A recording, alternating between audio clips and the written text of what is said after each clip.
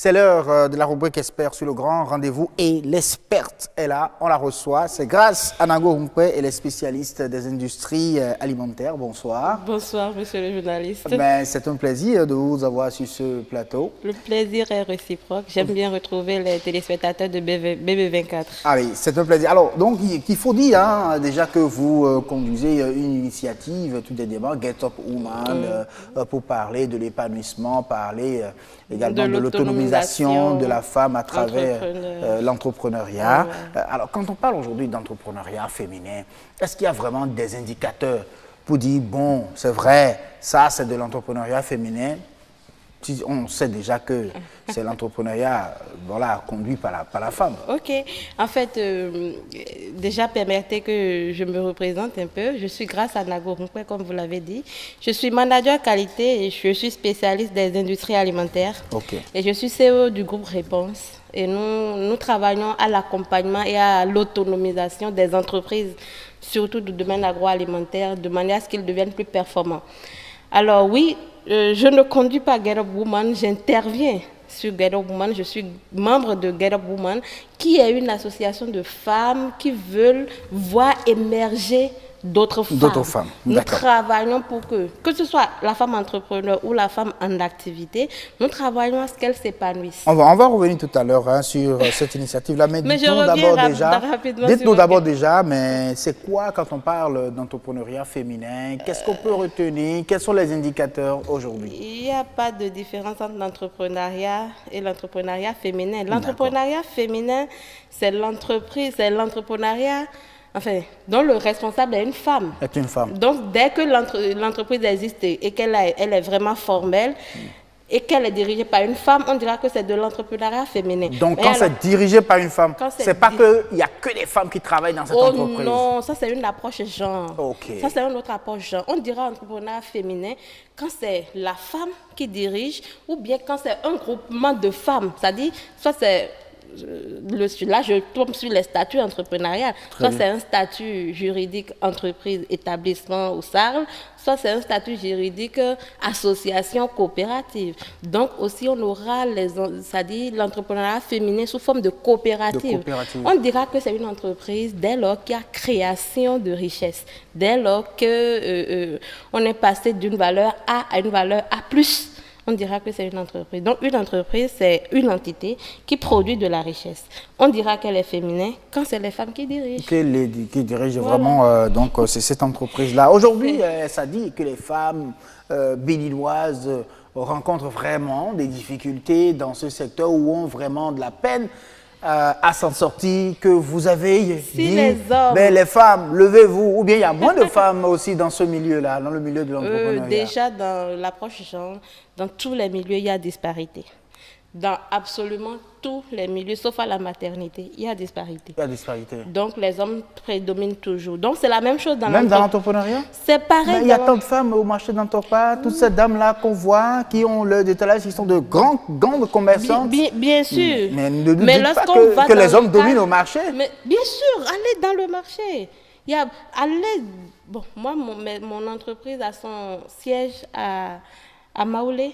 Allez compter les boutiques de Maoulé, compter le nombre d'hommes qui dirigent ces boutiques. Et même dans le marché Tokpa central, c'est-à-dire Singbogoulé, il y a beaucoup de ces entreprises-là qui sont gérées en réalité par des hommes. Mais pas la majorité. Hein. La majorité sont des femmes. Il y en a beaucoup. Mais maintenant, quand on parle d'entrepreneuriat féminin, ce n'est pas tant le commerce. Ce n'est pas que le commerce. Que le commerce. J'ai parlé de richesse, création de richesse. C'est vrai, avec le commerce, il y a de la valeur ajoutée, mais ce n'est pas que le commerce. Moi, je mets dans entrepreneuriat, vraiment entrepreneuriat, une activité nouvelle, novatrice, créatrice de valeur, génératrice de revenus, qui donne un mieux-être à la société. Et dans ça, si les hommes triment, vous êtes d'accord que les femmes vont trimer? Les hommes même, si on doit s'exprimer en fond, eux-mêmes ils triment beaucoup. Et ce n'est pas la femme avec toutes ces autres contraintes qui va mieux réussir. Il est donc normal d'outiller mieux la femme. Quand je parle de contraintes, je parle de la vie de famille, de la vie de société, des enfants à éduquer, de toutes les autres contraintes psychosociales qui étaient déjà la femme. La femme dans l'entrepreneuriat n'est pas différente de la femme ordinaire. Et la femme ordinaire avait déjà les contraintes que vous connaissez.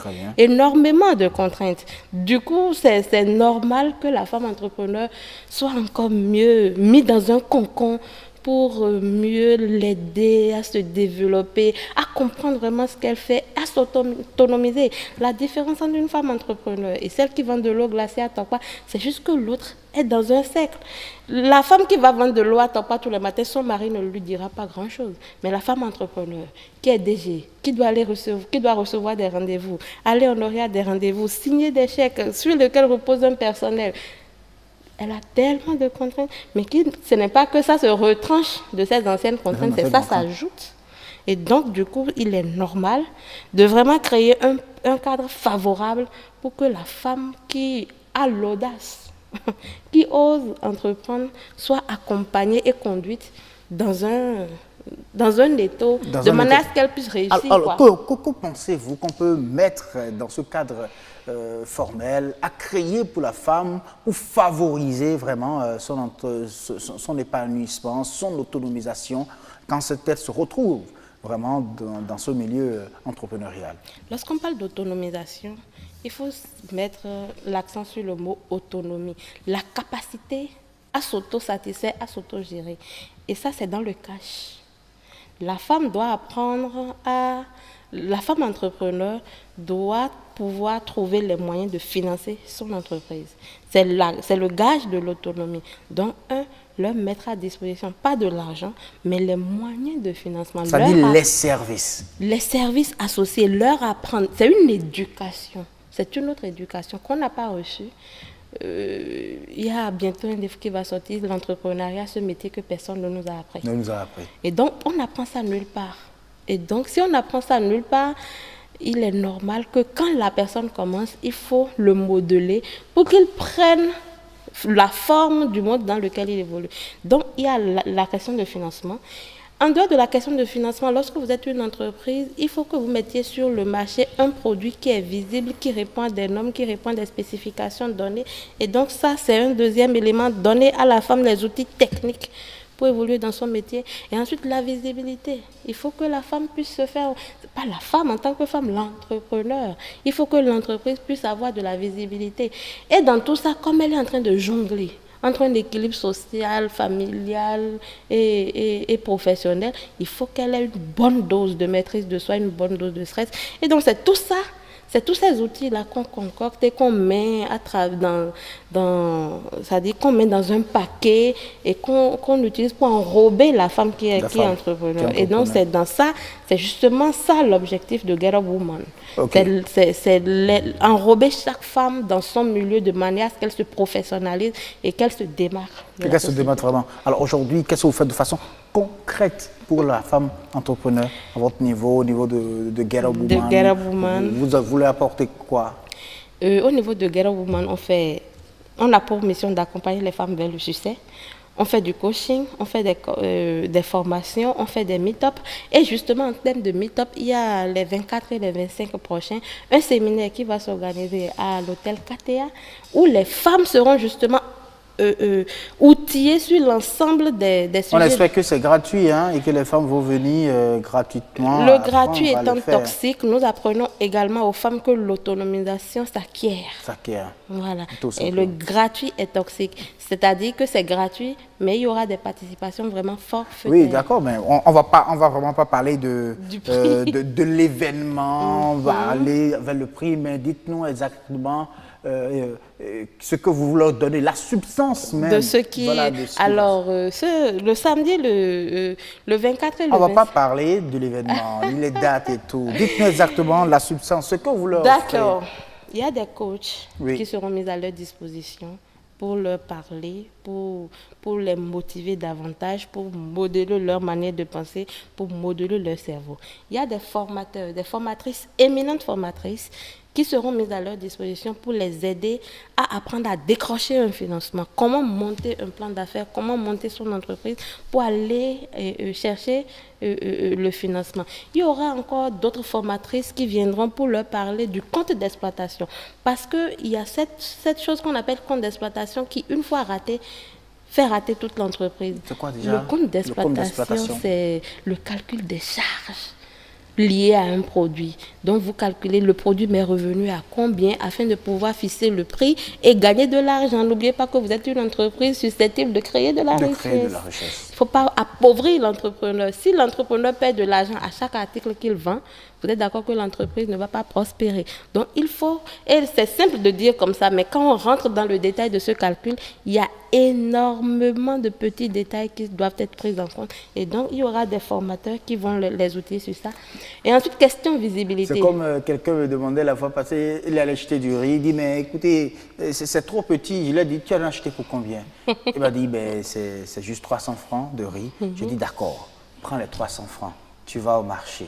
Tu achètes du riz, tu achètes le charbon qui a préparé, tu prends de l'allumette, tu prends un peu de pétrole, de l'huile, maintenant de la tomate, du sel poisson, et tout le reste, tout ça pour 300, et tu prépares, tu manges. Oh. Bon, non seulement les 300 ne lui suffiront pas, mais il faudra qu'il se paye un salaire. Un salaire. Ça dit payer un salaire pour la personne qui l'a fait. Il faudra qu'il paye les impôts. Il faudra. Ça dit que ce n'est pas que ce que vous avez cité. C'est déjà le compte d'exploitation. C'est le compte d'exploitation de son plat de riz que vous aviez fait. Voilà. Exactement. Mais vous avez oublié certaines charges. Les charges fiscales, les salaires, la publicité, l'emplacement, le déplacement et tout le reste. Voilà. Il y a beaucoup de choses qui doivent être prises en compte dans le compte d'exploitation. Et donc, en tant qu'une entreprise, c'est un truc à prendre très au sérieux. Très au sérieux. Très au sérieux. J'aligne le nombre de traits qu'il faudra.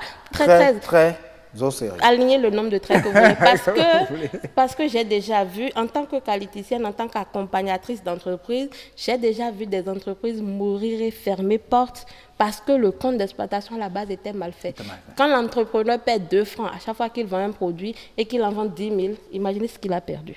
Quand il perd 2 francs en vendant et qu'il en vend 1 million, imaginez ce qu'il a perdu. Ça fait 2 francs fois 1 million. Oui, mais ça dit que ce n'est pas grand-chose. Mais c'est ce petit grand-chose-là qui devait être son intérêt ou bien son... Et puis finalement, il creuse. Et surtout quand c'est une femme, elle creuse dans la popote du mari, Et le mari continue de lui demander, mais tu entreprends, on ne voit rien. Et effectivement, elle me met, quand elle fait le poids, elle dit, je ne vois effectivement rien. Où est l'argent? Et l'argent de mon mari, l'argent qui devait servir à nourrir ma famille, passe dans l'entreprise sans qu'elle s'en rende même compte. Donc le compte d'exploitation, aligner le nombre de traits, très au sérieux. Très au sérieux, vraiment. Et merci. Ce n'est pas fini. Ce n'est pas fini. Parce qu'une entreprise, c'est holistique, il faut vraiment que ce soit complet. Il faut de la visibilité. En tout cas, tous ceux qui vont se déplacer verront tout ça très bientôt. Merci beaucoup à vous. Oui, Madame Grace Anago-Roupé, spécialiste des industries alimentaires. Vous êtes qualiticienne aussi, il faut le noter. C'est-à-dire qualiticienne, spécialiste des industries alimentaires. Voilà, la qualité s'applique à un domaine précis. Un domaine précis. Voilà. Merci en tout cas pour toutes ces précisions. C'était l'expert de ce grand rendez-vous. C'était l'experte de ce grand rendez-vous.